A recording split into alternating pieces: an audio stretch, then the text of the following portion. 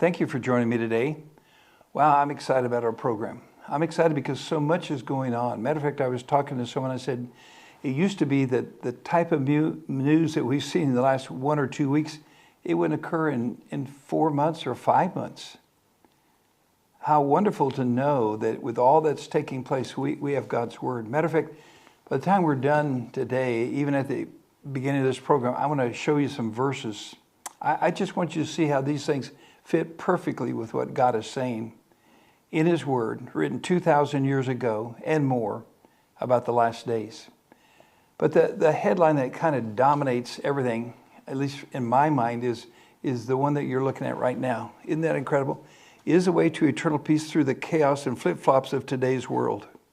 We've just been told that we're looking for a way to have an eternal peace. Now, you know and I know that that's impossible without the Prince of Peace, without Jesus Christ. Only he can give eternal peace, and he will. He's got a plan. And when that plan is done, we will have eternal peace. But no other human is going to be able to bring it to pass. But the fact that they're looking for something, and they call it eternal peace, tells you that people are looking exactly as the Bible said. In Thessalonians, it says they're going to be pursuing peace, looking for peace and safety, and then sudden destruction. And so that's really the background, the flavor, the setting for all that's taking place. But I want to visit about 5 or 6 areas. And I've got to tell you that a week ago, when I watched at the United Nations the vote of 14-1, I was so proud that the United States took a stand with Israel.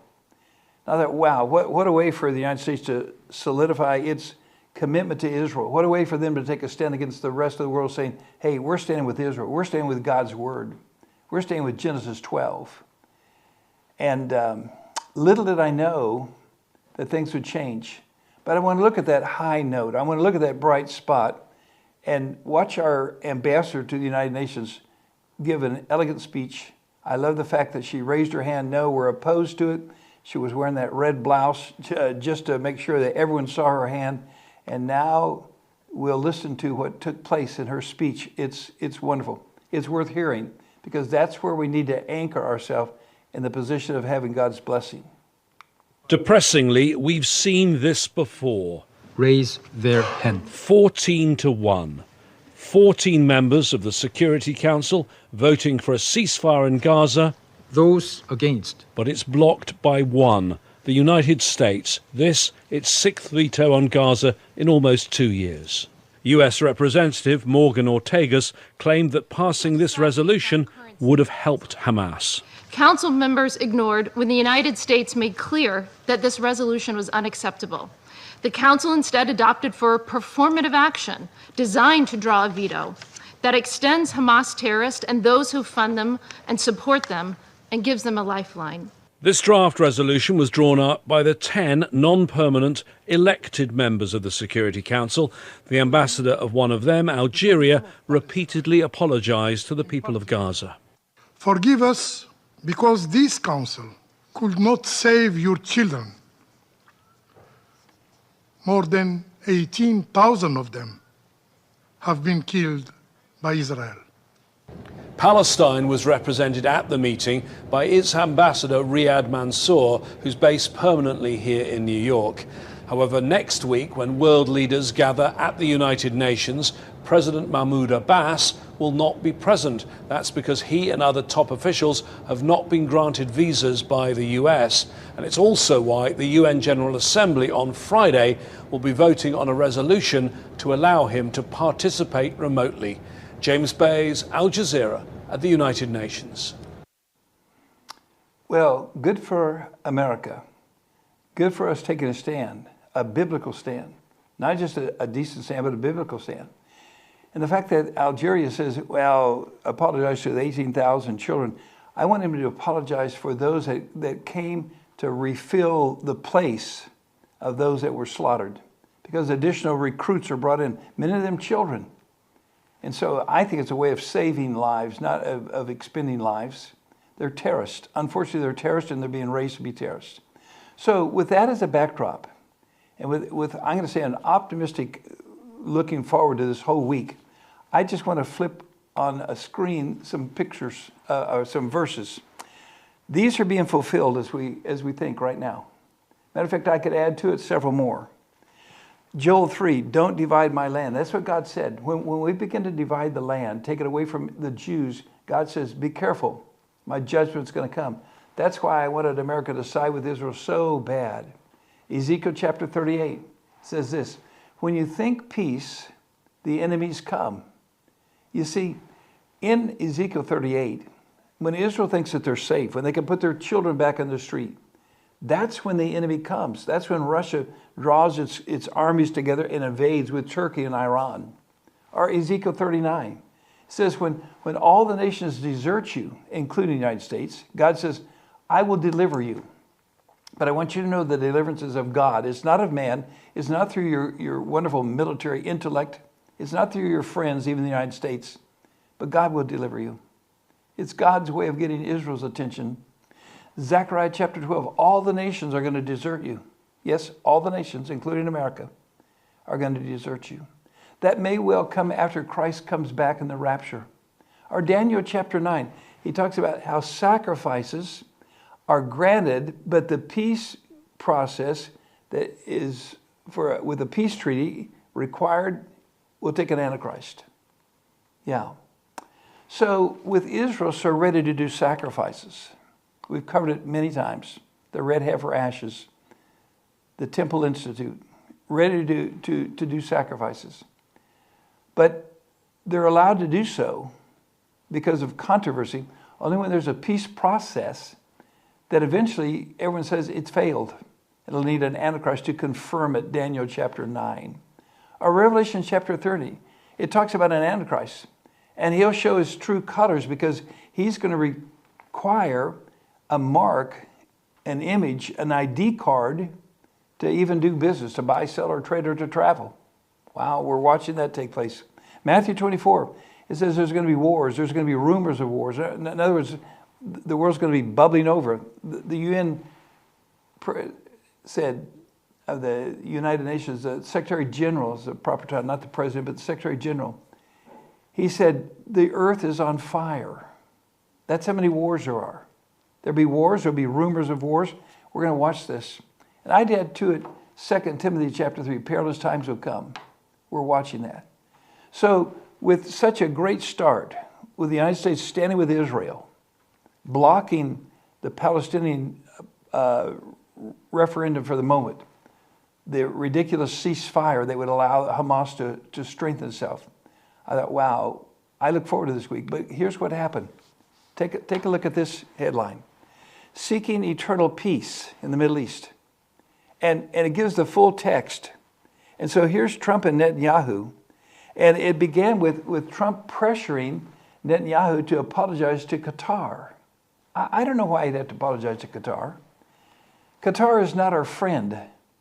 It's not my friend. I don't think it's God's friend. It might be Trump's friend. We're going to get into this. It's a very important point. I hope you'll star this in your mind because that's what it needs to be because it's so important. And so this eternal peace, I doubt it. 21 points. 21 points that they wanted Hamas to agree to. 21 points that when Hamas agreed to it, they would have a ceasefire, and it would include the returning of all 48 hostages that have not been returned, dead or alive. Now, you would think that if Hamas really wanted peace, if they were really concerned about their children, they would sign that. But no, they like the 48 hostages. It's their bargaining chip. Oh, my friend, this is a terrible situation because look at this headline.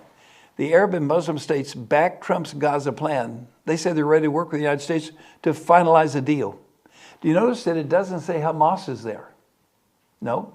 Unfortunately, they forgot a very important part of a peace process. Got to have both sides of the table there.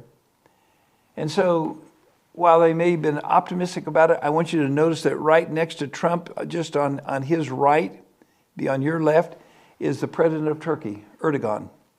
And he's going to have some important things to say this week. And you probably won't agree with him. I sure didn't. But here they are sitting down, wanting to make peace. They want to have a ceasefire. Somehow they want to push the agenda to have a Palestinian state. And they think they can make a safer world. I'm not sure it's going to be safer. Matter of fact, one headline shocked me was this: is Trump's board of peace a foreshadowing of Daniel's end times covenant? Well, we just mentioned Daniel chapter 9. We just mentioned that one of the things that occurs is that a peace treaty is struggling to make it, and an Antichrist has to come and confirm it, to force it to work. Some are thinking, I don't think it's Trump. I don't even know if Trump made the 21-point proposal. He seemed to be talking about it from a standoff position. But I really think that this is the type of peace process that will be made, will be failing, and someone will come and he'll strengthen it and make it so it might work. Wow, what an exciting time to be alive. What a wonderful time to be able to tell people about the salvation they can have through Christ. They don't have to go into this incredible tribulation time. Well, here is another headline that caught my eye. This is Jordan's president, Abdullah. Israel's government is no peace partner.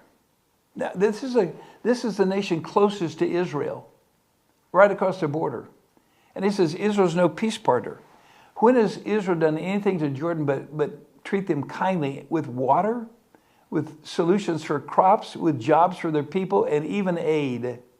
And he's got the nerve to say that. Oh, he's concerned is greater Israel call would violate neighbors' sovereignty. Its Al-Hamas rhetoric will spark religious wars. Oh, yeah. You see, he's supposed to be in charge of the Temple Mount. Not doing a very good job. Saudi Arabia wants the job. They want to eliminate Jordan. But the reason he's concerned is because, you see, Israel's having more and more talk about, let's have time for us to worship on the Temple Mount. And so now we go to this 21-point process. Trump says Hamas has 3 or 4 days to respond to Gaza plan or pay hell. Well, let me tell you, it's been about 7 days. Because you see, Hamas didn't agree to any of it. They may agree to a few of it, but there's at least 2 or 3 or 4 or 5 or 6 or 7 they're not going to agree to. Even Israel itself is only going to present part of it to the parliament. Why? Because it's so controversial. They think this is going to bring an eternal peace? I'm not so sure. And so there was a time frame, 2 or 3 days, let's say 4 days. And if it didn't occur then supposedly the world is going to say, okay, Netanyahu, Israel, you can finish the job that should be done before they even try to do a peace process. My friend, we're on the brink of war. Instead of peace, we're on the brink of a war. And they call it an eternal peace. The Bible knows different. The Bible knows the truth. Look at this one. Here's Trump again. Trump gives the Palestinian another opportunity to choose peace. He drives away in the car. It's interesting because, you see, the real truth is this. They're choosing not to have peace. Oh, do they really want peace? I don't know. Sometimes I think they enjoy war. Well, take a look at this story. Israel continues to await Hamas's response to Trump's peace plan as terrorists signal they want more time. Oh, yeah. You see, they don't like the time frame. They never did. They want to stall as long as they can. The longer they stall, the more money they get. The longer they stall, the more supplies they get. The longer they stall, the more headlines they get. Every person who's died in that war has been replenished by people coming because they make a hero out of them. Hey, do you know that in the area of Gaza, 800,000 Palestinians, some people say 1 million, 800,000 Palestinians have gone because they side against Hamas. They don't want to be a part of it. They know that Hamas is using them as shields. And some others, maybe up to 200,000, have tried to get out and they couldn't because Hamas won't let them. Hamas is doing this, why? Because that way they don't get attacked. That way they have a chance to reload. My friend, do you understand? Sometimes what we see in the news is a fraction of what is really taking place. Well, here's another headline. Hamas launches 5 rockets from northern Gaza into southern Israel. At least 4 were shot down. 1 ended up landing in an area that's not significant. So let's say that you're trying to work a peace deal. Let's say both sides are evaluating, is this in our best interest to make a peace treaty? And out of the blue comes 5 rockets. Here's what I say. Are you really serious about peace? I mean, if you're serious about peace, why in the world would you launch 5 rockets? I hope you understand that sometimes people who try to negotiate peace in the Middle East don't understand the Middle East. Hamas has no idea, no urgency to sign the deal. Will it allow Israel the opportunity to dismantle him? I pray so. Now, I would love to see all the hostages relieved. I'd love to see peace come. But I don't think we're on the way to peace. Is this the path to peace? I'm going to tell you this, I doubt it. And so 5 rockets say, no, they're not ready to do peace right now. Or maybe they just had 5 rockets left over. They wanted to send Israel's way. Well, or how about this? Look at this article. Okay, there's a surge of weapons going on. And among the things are the capability. Matter of fact, there's the build of a weapon so incredible that everyone says, hey, got to rethink this. Because if we're signing peace treaties, how come there's such a resurgence of weapons? I'm talking about significant weapons. I'm talking about rockets. I'm talking about aircraft. Yeah, all this is occurring, and it may even indicate that even Israel and Iran may be on the verge of starting up again. Oh my. And if you don't believe that report, how about this one? Breaking news. Our preparations underway for round 2 with Iran. And it talks about how in the last 48 hours, here's a bunch of weapons that have come. Some from the United States and Europe to the Middle East. Some from Russia to Iran and Turkey in the Middle East. My friend, eternal peace? No, it looks like it might be heating up for a war.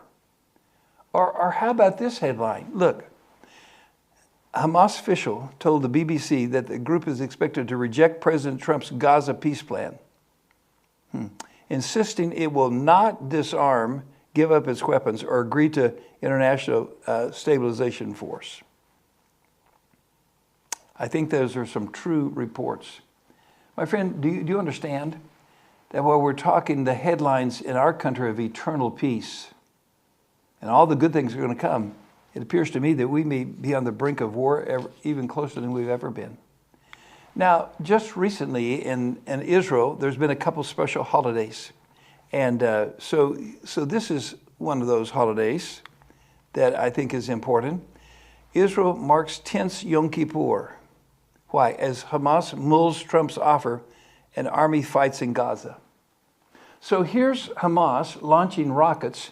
Here's Israel still fighting in Gaza, and it's a holiday. Matter of fact, take a look at this holiday. Okay, Day of Atonement. And on the Day of Atonement, the Navy is actually preparing to intercept a large Gaza-bound aid. But if you've been to Israel, you know this place. It's called the Western Wall. You see, this is a time when Israel has been attacked on several occasions. Yom Kippur, a high holy day. It's interesting because there's something called the Feast of Trumpets. It coincides with the secular holiday called Rosh Hashanah, the New Year. And between their New Year and Yom Kippur, the Day of Atonement, that week, roughly a week between those two, is very important. Just like between Christmas and New Year's here, many people want off. And so probably the army is slightly down because people want to go home and be with their families for the holiday. Did you notice that even in America, our U.S. Senate and Congress closed down because it was a Jewish holiday, Yom Kippur?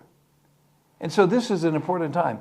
But it's also a time that the enemy in the past has used it to sabotage Israel. And there's been wars, the Yom Kippur War. Yeah. Think about October the 7th. It occurred when it did because of the red heifer and the headlines of Israel preparing to sacrifice, and also the fact that close to a holiday, they're less suspicious of an attack. Record crowd. Yeah, 20% increase over last year. So indeed, the king of Jordan, I guess, is correct. Israel's taking more and more attention to the special place on the Temple Mount for sacrifices. But while all this celebration is going on, while all this quest for peace is going on, try this headline. Satellite images show that Iran has started rebuilding key missile sites hit by Israel. So they're rebuilding the missile sites. And if that's not enough, this one is incredible. Revelation of Iranian visit to Russia raises questions on nuclear cooperation. Matter of fact, the article talks about this. $25 billion that Russia is now committing to rebuilding the nuclear sites that were destroyed in the recent 12-day war between Israel and Iran. My friend, do you think we're on the brink of eternal peace? Are we fulfilling exactly what the Bible would be when they say peace and safety? Then there's going to be sudden destruction. That's what I think.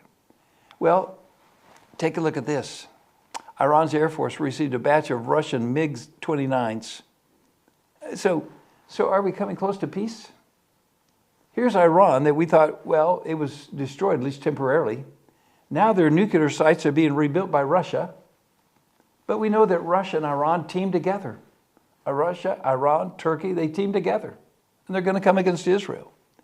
And so here they are reloading with planes.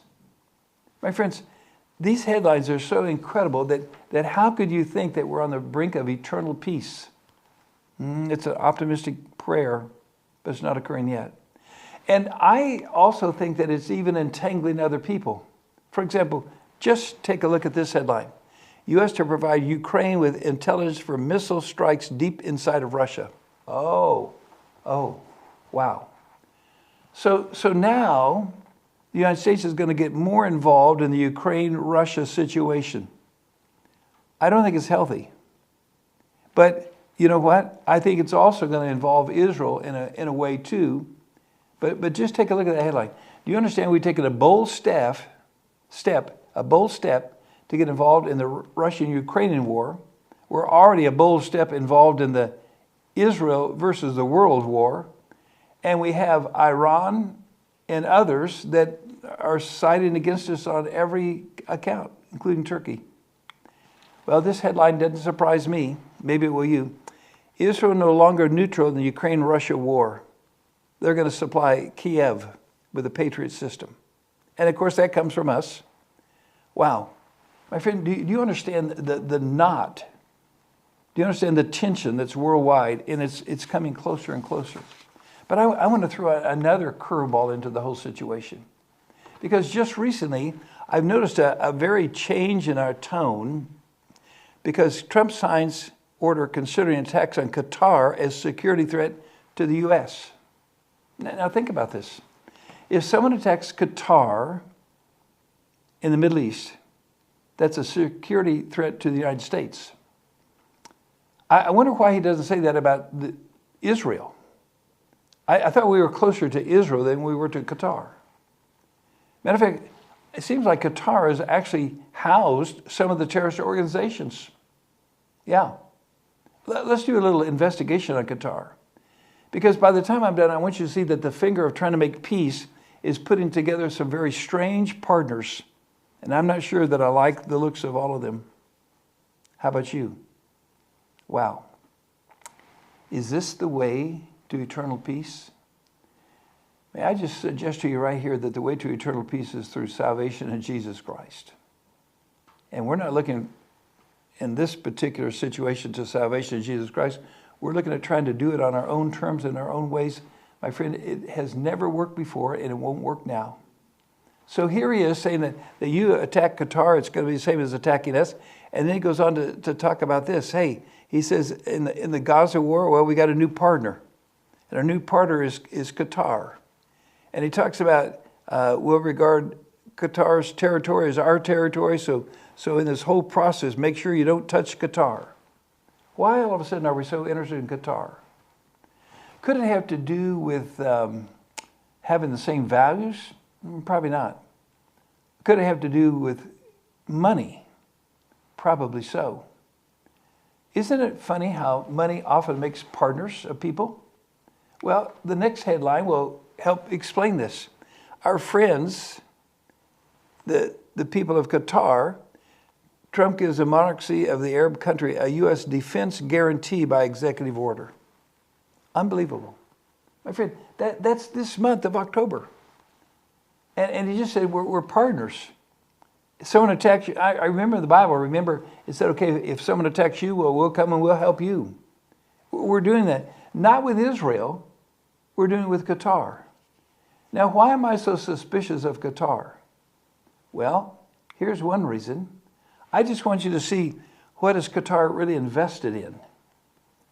I understand that they've invested lots of money in America. But what kind of investment is it? What do they look? No one invests money. No one puts down money unless they're expecting something back. Let's take a look at what they think might come back. Over $100 billion in undocumented funds going from Qatar, i.e. the Muslim Brotherhood, to American universities. We found $10 billion at Cornell, $1.3 billion at Texas A&M. Brown University, we found $1 billion in one program called the Choices Program, led by a Professor Bartov, Omer Bartov, who's a scholar of genocide, who's now arguing that Israel is committing a genocide.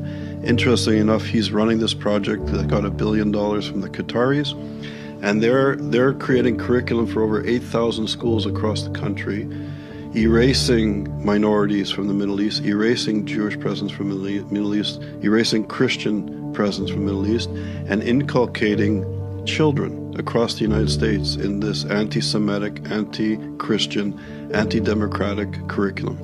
So here you have a regime swimming in money that is committed to the Muslim Brotherhood ideology, which seeks to replace democracy, to destroy democracy. And Islam is a spiritual oath to the Muslim Brotherhood. Yosef Qaradawi, who was the spiritual head of the Brotherhood for many years, always preached that the true believer, the true Muslim, is obligated to complete the work of Hitler. This character was welcomed by the British establishment, and he helped to create, he was the founding director of Islamic Studies in my alma mater at Oxford University, welcomed into, the upper echelons of, the British establishment. Assalamu alaikum. It is with enormous pride to pay tribute to this remarkable center. So is it any wonder that Middle East studies at Oxford or Islamic studies at Oxford, these very important institutions, are turning out apologists for the Muslim Brotherhood, apologists for Hamas, apologists for the Iranian revolutionary regime at places like Oxford, at Yale, and other centers? We estimate that they're playing with over $1 trillion in assets to invest in Western institutions to influence Western society. Fighting for Palestinian liberation is also fighting for your liberation. Zionism is white supremacy. And sometimes revolutionary essential. We actually need to crash the US settler state. So we have to struggle to crash things here. And my students were very, very clear about this. We have to struggle for indigenous sovereignty right here. That seek to dismantle the United States. I hope you seek to dismantle the United States. And if that isn't your politics, okay?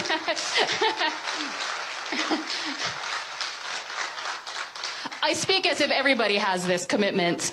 And the thing is that you should listen to indigenous people. Wow. Their agenda is to dismantle the United States. They're investing over $1 trillion in the program to do that. And we're told that they're our new friend and that anyone attacking them the United States is going to come to rescue them. I'm not sure that I'm clear about how this is going to help America. Certainly not going to help Israel. Oh, wow. We're at a cross points, my friend. And you know what? Things get worse. Look at this headline from this week. The end of the American dream. 9 signs that the United States and NATO are both preparing for war. My friend, you can't neglect it. Wars, rumors of wars, we're watching it. Matter of fact, just take a look at this important little video. Talks about NATO, talks particularly about France, Germany trying to stop the overload that's coming from Russia and the attacks. Wow, listen to this. Russian drones, jet fighters and reconnaissance aircraft increasingly violate NATO airspace. The bloc is on high alert. Ale ta sytuacja, która stawia nas wszystkich bliżej otwartego konfliktu, bliżej niż kiedykolwiek po II wojnie światowej.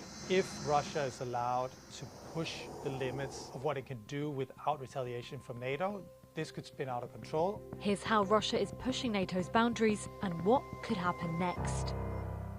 On September 9th, NATO radar and warplanes engaged some of the 19 Russian drones that flew deep into Poland. Within days, Romania's Air Force reported another Russian unmanned vehicle in their airspace. A week later, NATO jet fighters intercepted 3 Russian warplanes that violated Estonia's airspace for 12 minutes. That same day, Germany scrambled its Eurofighter jets to head off a Russian reconnaissance plane that was flying with its transponders turned off over the Baltic Sea. Days later, drones were reported elsewhere in Denmark, including over its main Air Force base, which is home to most of its F-16s and F-35s. NATO said other member states, including Finland, Lithuania and Latvia, also reported recent airspace violations. Some defense experts say Russia is testing the bloc's resolve. Putin is determined to weaken, if not to dismantle, the NATO alliance. And he's become more brazen in his efforts. And I think at a minimum, the drone attack on Poland was a massive escalation. I mean, this just wasn't one bird that came in. This was 19. A number that are said to have been specifically configured for that long-range mission, having the fuel tanks larger than necessary for a strike against Ukraine. If we assume that it is Russia behind these incursions, I think one aim could be to see what Europe is actually willing to do against such incursions. They're also meant to force Europe to reconsider the extent and the nature of its support for Ukraine. Denmark, for example, has donated all its artillery to the Ukrainian war effort. But if European countries all of a sudden are forced to protect their own airspaces against these incursions, well, then maybe they might need some of those weapons themselves. Russia has denied that drone incursions were caused by deliberate actions and said its planes didn't cross into NATO's airspace.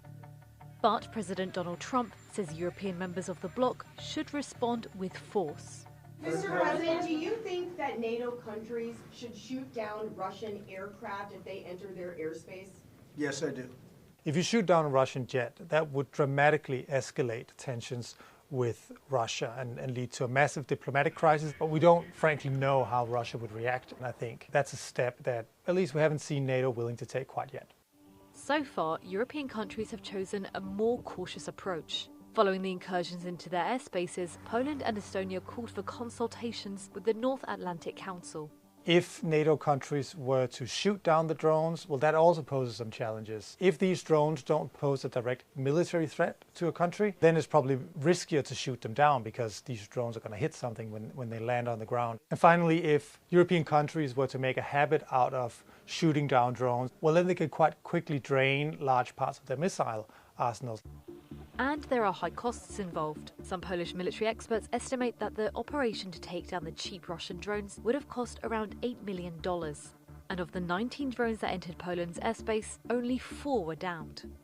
Some Western security officials will say that what NATO needs is a sort of drone wall to better defend Europe against drones coming from the outside. But some drones are launched from within the country that they target. For example, with the incursions in Denmark, Danish authorities say that these drones were launched in the vicinity of Denmark, not from a country far away. Let's not forget that, Ukraine has been in this business now for a decade, and they've got fairly robust air defenses, and the Russians are still getting a lot of missiles through. What we really have here is not a lack of capability, but lack of political will to respond with, suitable determination and force to compel Putin and Russia into a less belligerent position. Some analysts warn that while NATO taking direct action could raise the risk of conflict, the alliance's muted response poses a greater threat for the continent. So I fear that in the absence of a more robust Allied response to this Russian incursion, we have to prepare ourselves for a even escalatory step or aggression by Putin against the alliance. He is gunning to break the will of the alliance, to fragment the alliance, by demonstrating through the alliance's own inaction that the alliance has lost the will to fight, that the credibility of its Article 5 security guarantee is no longer there.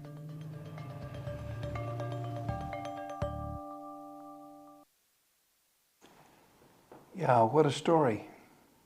We're watching NATO collapse before our eyes. We're not surprised at that. We're watching Russia become more aggressive. My friend, do you understand the road to eternal peace, as they call it, is collapsing maybe into the way to World War III.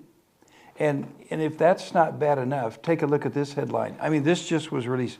Iran, China, Russia, North Korea are joining forces against America and Israel. Really, I shouldn't have to say any more.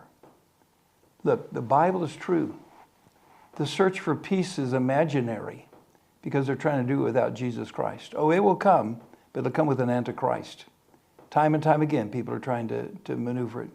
Matter of fact, take a look at this story again. France detains a Russian Shadow Fleet tanker suspected in a drone attack. And it's true, it happened. I mean, the documentation is incredible. I watched a 60-minute presentation where Russia's ship actually dragged their anchor and uprooted fuel lines and internet lines and electric lines on purpose to weaken NATO. France, chief officer warns imminent high intense warfare readiness. They're on alert. That's how bad it is. My friend, this is why knowing Christ is so important. Here's some breaking news. Rumors that France may enter a war with Russia in defense of a NATO member state is taking place even as we speak. Wow. Where do you stand? You know, I'm not doing this to discourage you. I'm doing this to let you know the Bible's right on target.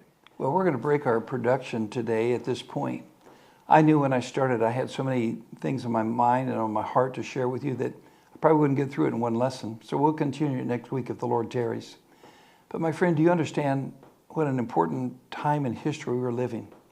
A time when we can see the stories of the Bible, the promises of God about what's going to take place next. They're before us. They're the headlines. You don't have to go anywhere, but just take a look at the headlines and you'll say, wow, what the Bible said is exactly true. And it's coming true in my lifetime. My friend, that's why it's so important right now for you to say, you know what? I not only want to see Christ as my Savior, I want him to be the one that encourages me to continue living. That's what he'll do. The world's looking for peace, but they reject Jesus. You take Jesus, you'll have peace.